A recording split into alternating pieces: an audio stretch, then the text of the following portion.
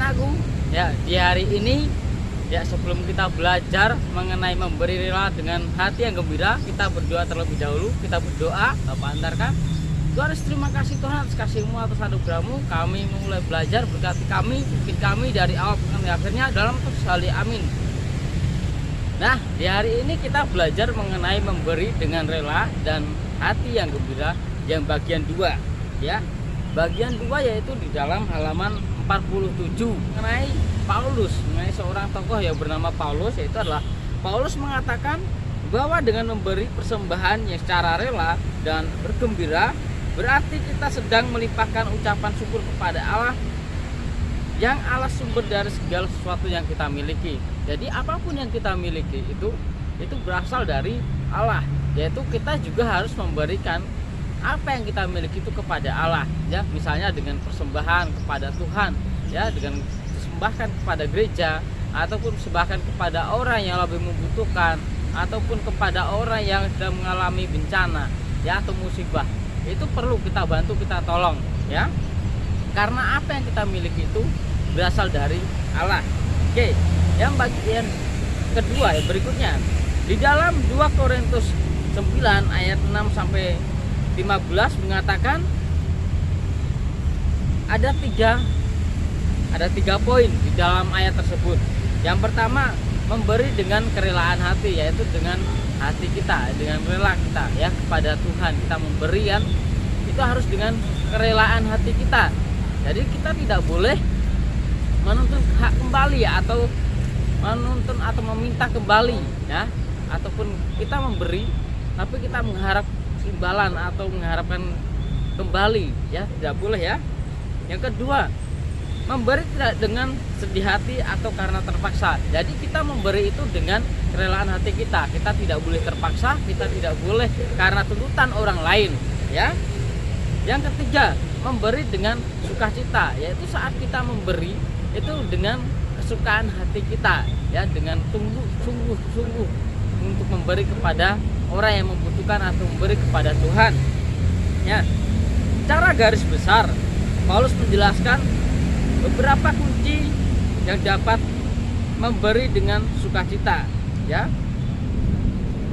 Yang pertama, Yesus ingin kita kaya dalam melakukan segala sesuatu.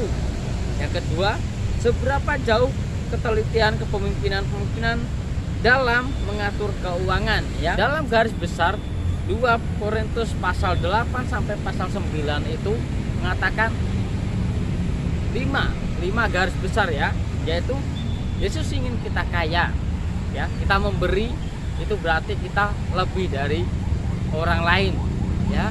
Kita berarti kaya karena kita memberi kepada orang lain yang membutuhkan, ya. Berarti itu kita kaya, supaya apa yang kita tabur itu pasti juga akan yang kita tuai, ya. Jadi kalau kita menabur kebaikan, kita juga akan menuai kebaikan. Kalau kita menabur harta benda kepada seseorang, kita juga akan diberi harta benda dari Tuhan lewat seseorang juga. Nah, seberapa jauh kepemimpinan itu? Kepemimpinan dalam mengatur keuangan, ya. Seberapa jauh kepemimpinan dan lebih teliti dalam mengatur keuangan.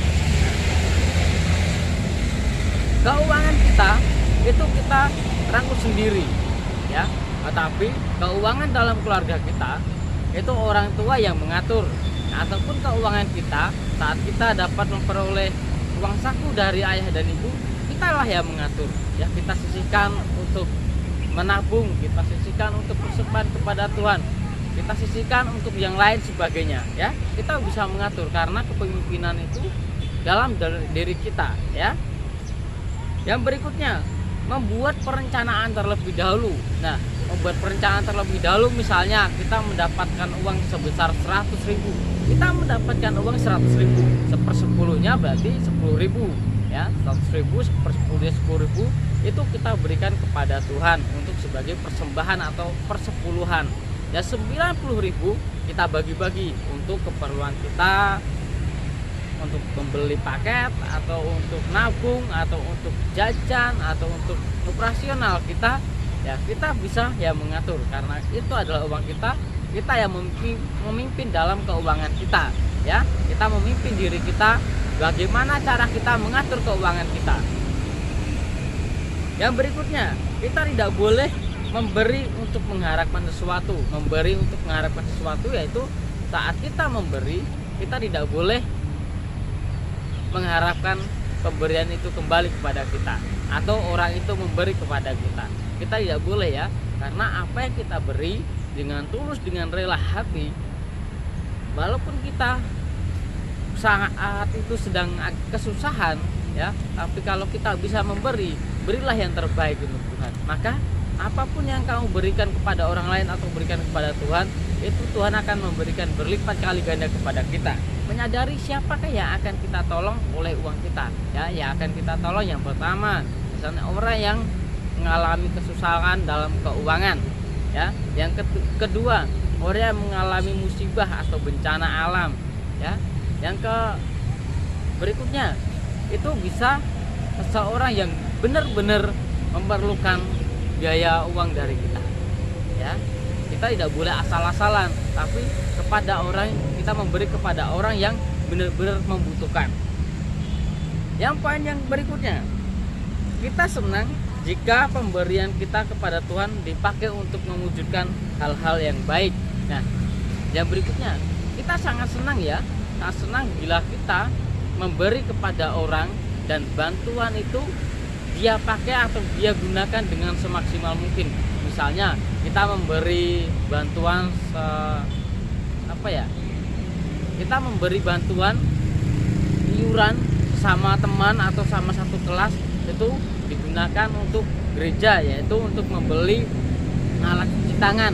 Nah, alat cuci tangan itu dia gunakan di gereja, digunakan untuk gereja. Alat cuci tangan itu digunakan ya oleh jemaat-jemaat yang ada di gereja. Kita pasti senang ya. Ada juga contohnya kita memberi LCD kepada gereja. LCD-nya itu dipakai setiap saat, dipakai setiap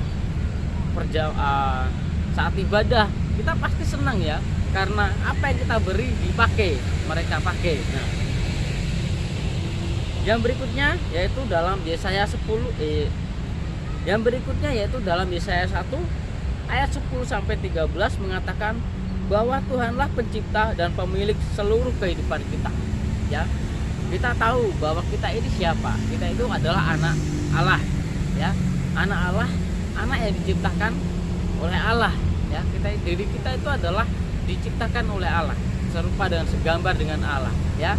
Terus kehidupan kita, nafas kita, tubuh kita, baju, apapun yang kita miliki ini adalah dari Allah. Jadi apa yang kita punya ini dari Allah, kita berikan kepada Allah.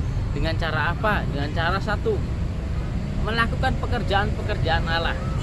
Yang kedua, melakukan apa yang telah difirmankan oleh Allah, kita lakukan itu, ya.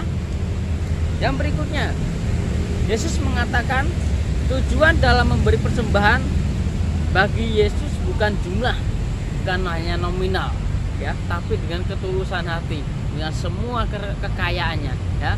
Itu ada salah satu contoh, yaitu saat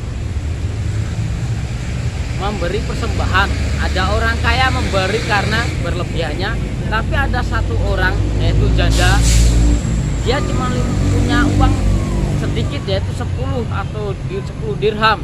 Dia berikan itu semua kepada Tuhan. Jadi orang kaya itu memberi karena kelebihannya, tapi kalau orang miskin itu memberi dengan kesungguhan hatinya. Dia memberikan semuanya kepada Tuhan, dia merelakan semuanya itu kepada Tuhan, ya. Kita tidak boleh mengharapkan, ya, apa kita udah memberi, kita tidak boleh mengharapkan itu kembali, tapi nanti Tuhan yang akan memberikan kepada kita tepat pada waktunya. Ya, berikutnya, nah, yang selanjutnya halaman 48. Kita lihat di halaman 48 itu ada nomor 19, ya. Itu ada beberapa poin, ada 4 poin. Nah, maka persembahan adalah tanda pengakuan. Persembahan itu adalah tanda pengakuan kita kepada Tuhan, ya. Kita mempersembahkan segalanya itu, kita mengaku kepada Tuhan apa yang kita miliki, apapun yang kita punyai, ya. Walaupun kita bekerja susah payah mencari keringat, mendapatkan uang sepeser apapun itu, persembahkanlah 1/10 itu kepada Tuhan. Ya.